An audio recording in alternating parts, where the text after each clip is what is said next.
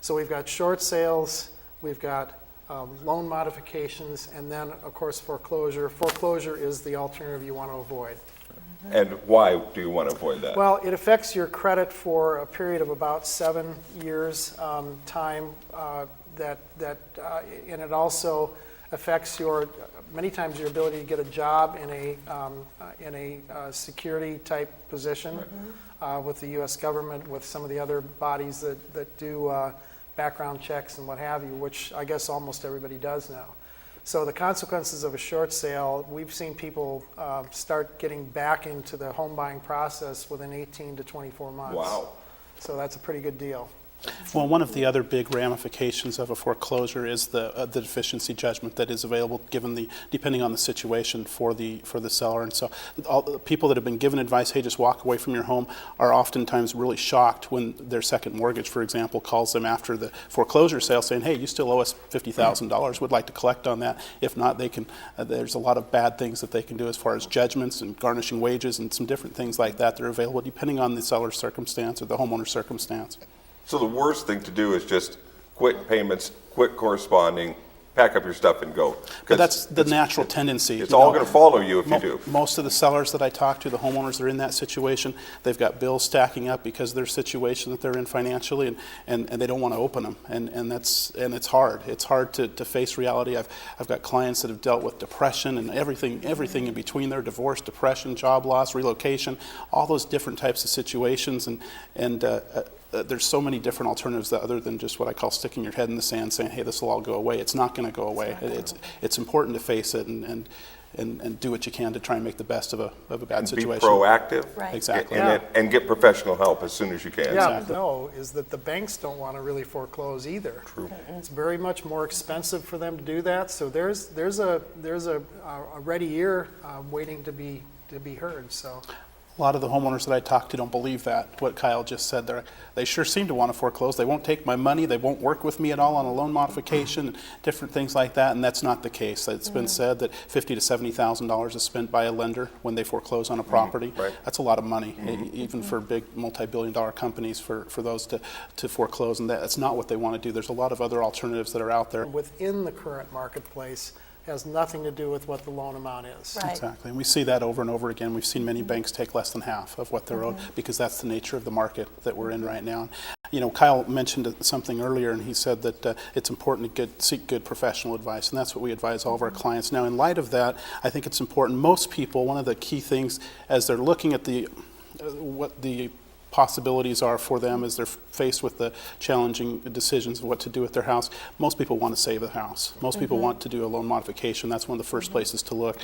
The Attorney General of the state of Oregon has come out and said, hey, you don't need to pay somebody to do that. You can do that yourself. That's something that you can, there's makinghomeaffordable.gov that you can check out, and talks a little bit about the loan modification program that the federal government has instigated with a lot of the lenders in the country, and that's a good starting place. And there's some other places you can check as well with the Oregon Oregon Attorney General as well, to go check out some of those options that are available as well. But a loan modification is one of the key things that most people will look at first. Now, many people, homeowners, become really frustrated with that process, and that's understandable because the banks, they're so big. They've got so many files that they're working on, up to 700 files for one person that they're working on, and it's a real challenge for them to stay on top of all that. And so it's important if you are trying to do a loan modification that you have all the information, just like if we were doing a short sale on the house. It's important that you have all the information to give to them all at once, and rather than piecemeal it, because the ones that are complete are the ones that get looked at, and they get looked at once and can make a decision, as opposed to piecemealing it and then it gets stuck back at the bottom of the pile and wait till it comes back to the top of the pile. Well, So again,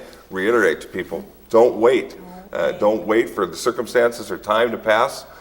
Get in touch with one of these professionals that can at the very least give you some good consultation and guidance as to what your options might be and what you might be able to do to save your home, to get out of it, to avoid foreclosure, or your best options, your best way out. You know, Joe, you bring up an interesting point. The national media, I just saw in the last 24 hours a headline that said that sale prices are up. and that's a national headline, okay? That's not locally. It's not locally. Locally, foreclosures are up. The notices of default were 5 times what they were, or excuse me, 10 times what they were at the end of last year than what they were in 2005. Over 2,200 notices of foreclosure Wow. that were issued in Jackson County alone. And this year, we're up over that, based on the average as well. We're over at 450 so far for the first couple months of the year. And so we're actually up over that, and I think part of that has been the kind of the trickle, if you will, of people trying to hang on as long as they can and realizing, hey, this isn't going away, or people that weren't in a hardship, but all of a sudden they lost their job and are just into that situation by default, or they're getting relocated by their company. I've had a couple of those in the last couple of days as well, where people are like, hey, I got this job opportunity, but all of a sudden my house is worth $150,000 less than I paid for it, and what do I do? And that's what Kyle talked about. There's a lot of different options out there, and a short sale is one of those great options for somebody that finds themselves in that situation. We've got some areas here in Southern Oregon. Over 80% of the homes that are closing are either bank-owned foreclosures, also called REOs, or short sales. 80% in one city here in Southern Oregon. Others are well over 50%, 50, 65, 80, 75%. Several different communities here along Southern Oregon, Rogue Valley. And so it's important that, hey, just because you're in a situation that finds yourself in an upside-down mortgage, you're not alone, and there's a lot of other alternatives out there than just, hey, just walk away. Yeah. My point being is that there's a lot of different programs that are coming out on an ongoing basis, and so it's important that when people are getting advice, make sure they're getting current advice, because it's changing on a weekly basis as well. And so I talked to someone earlier in the week that said, hey, well, I'm thinking about doing a short sale on my house, and I'm talking to this one person. I'm like, well, just asking questions as far as how detailed they knew it.